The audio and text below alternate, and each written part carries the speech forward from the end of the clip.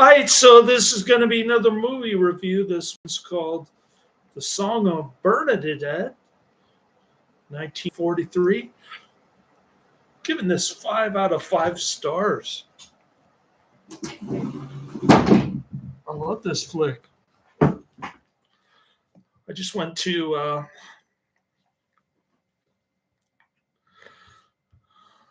St. Dominic's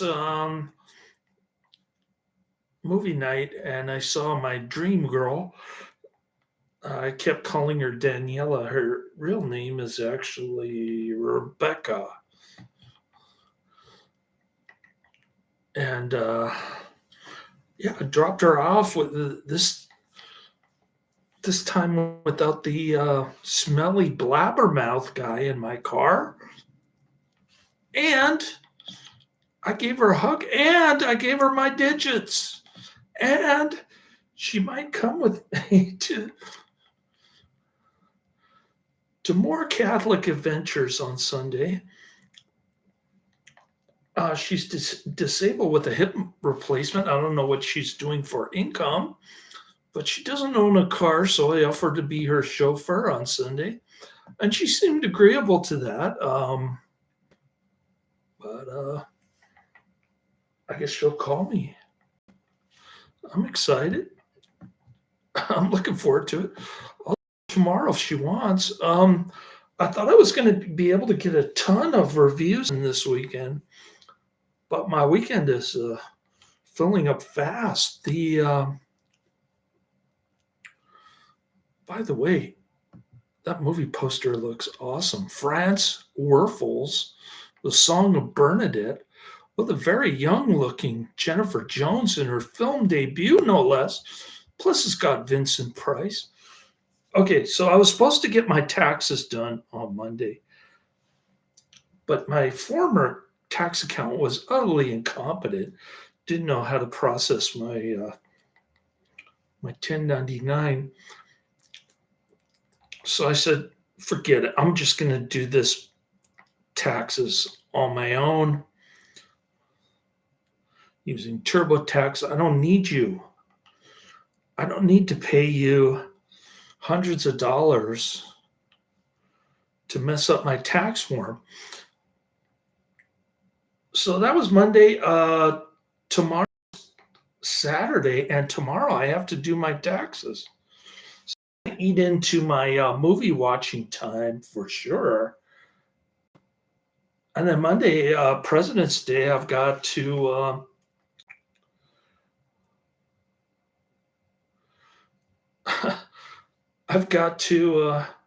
President's Day, I've got to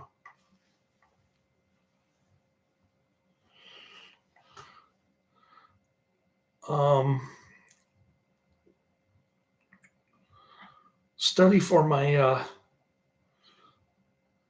church class with my son. Hopefully I can bring Miss Rebecca with me. This is an awesome movie poster. Very colorful, blue color.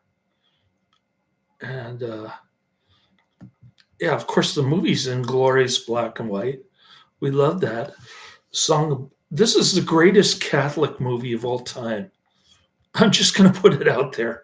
The Song of Bernadette is a 1943 U.S.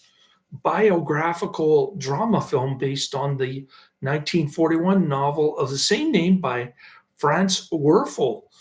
It stars Jennifer Jones in the title role, which plays the story of Bernadette Soberius, who reportedly experienced 18 visions of the Blessed Virgin Mary from February to July 1858, and she was canonized in 1933. The film was directed by Henry King from a screenplay by George Seaton. The novel was extremely popular, spending more than a year on the New York Times bestseller list and 13 weeks heading the list. The story was also turned into a Broadway play, which opened at the Belasco Theater in March 1946. Distributed by 20th Century Fox, release date December 25th, 1943, a running time of 155 minutes. All of it was great. You think the movie's washed up, but you think the movie's done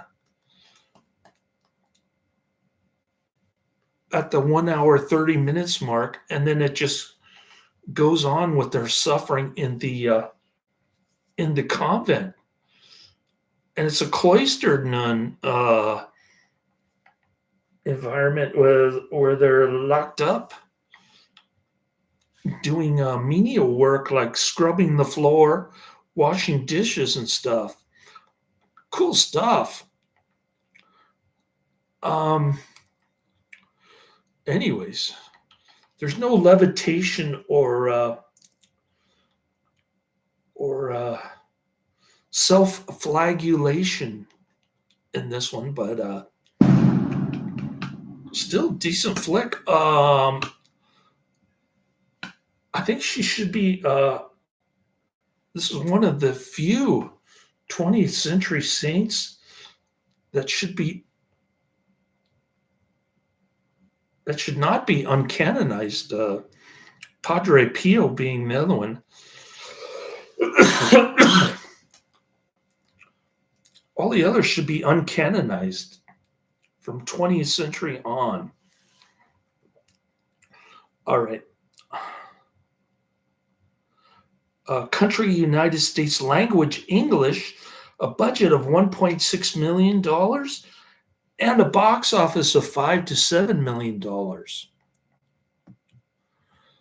In 1858, 14-year-old Bernadette Saborius lives in poverty with their family in Lourdes, France. She is shamed by her Catholic school teacher, Sister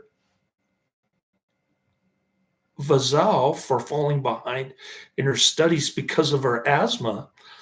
That afternoon, while fetching firewood with their sister Maria and friend Bernadette, waits for them in the Masabel Grotto. Distracted by a strange breeze and a change in the light, Bernadette sees a beautiful lady clad in white standing on a rock niche. Bernadette tells her companions what she saw, and they promise not to tell anyone else.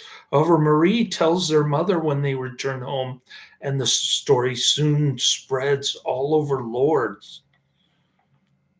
Many, including Bernadette's Aunt Bernard, are convinced of her sincerity, standing up to her against her disbelieving parents. Bernadette continues to repeatedly visit the grotto as requested by the lady, accompanied by other citizens of Lourdes, while Abbe Dominic Payamali refuses to get involved. Civil authorities threateningly interrogate Bernadette, but she confounds them with her simplicity, and she stands behind her story. On one visit, the lady asked Bernadette to drink and wash at a seemingly non-existent spring. Bernadette obediently digs a hole in the ground. Bernadette smears her face with dirt. What an incredible scene. Amazing. Though she is initially ridiculed, water later begins to flow, which exhibits miraculous healing properties. Ailing people soon begin flocking to Lourdes. On Bernadette's last visit to the grotto, the lady finally identifies herself as the Immaculate Conception.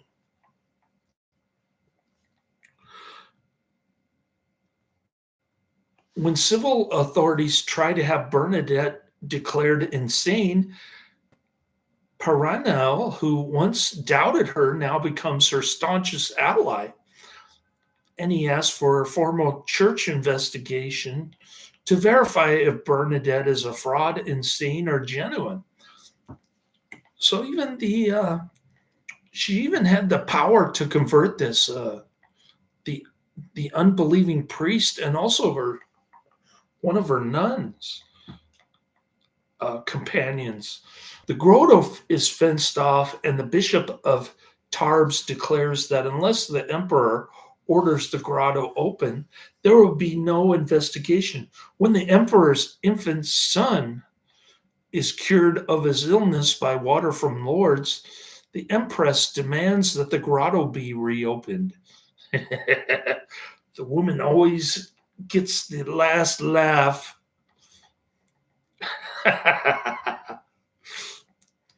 The Bishop of Tarbes then directs the commission to convene. The investigation takes many years, and Bernadette is questioned again and again, but the commission eventually determines that Bernadette truly experienced the visions and she was visited by the Virgin Mary. Believing it unsuitable for her to live an ordinary life, Paramel persuades Bernadette to join the Sisters of Charity of Nevers. Bernadette undergoes rigorous spiritual training and she works hard at the convent, but she's also subjected to emotional abuse from Sister Vazou, now mistress of novices at the convent. Vazou tells Bernadette that doubt consumes her and that she cannot believe that Bernadette, who has never suffered, would be chosen by God when she has spent her life suffering in his servants. Oh, she's a conceited idiot like the people at my church. Though Bernadette agrees that she has not suffered, she then reveals a tumor hidden under the skirt of her habit, much to Vazou's horror. The doctor diagnoses tuberculosis of the bone. The condition causes unspeakable pain, yet Bernadette has never mentioned it. Vazou, realizing her error, prays for forgiveness and vows to serve Bernadette for the rest of her life. Hey, there's still hope, people. She converted not only the priest, but the nun. Despite the severity of her illness, Bernadette refuses to partake of the grotto's healing waters because Mama Mary told her to suffer. On her deathbed, Bernadette sends for Paranale and she confesses her feelings of unworthiness while sorrowfully maintaining that she may never meet the lady again. However, the lady appears in the rooms.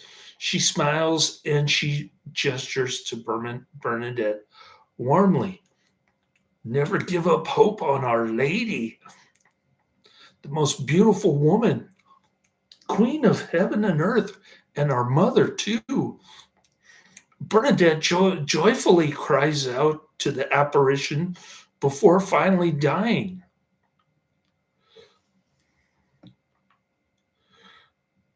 What an awesome movie. I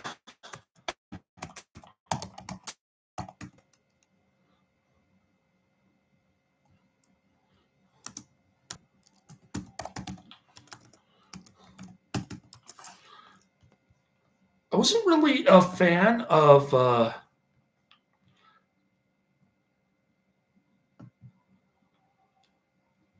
her other movie. What was it?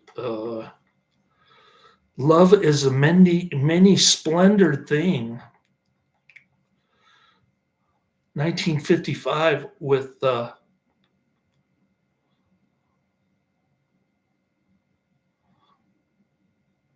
William Holden.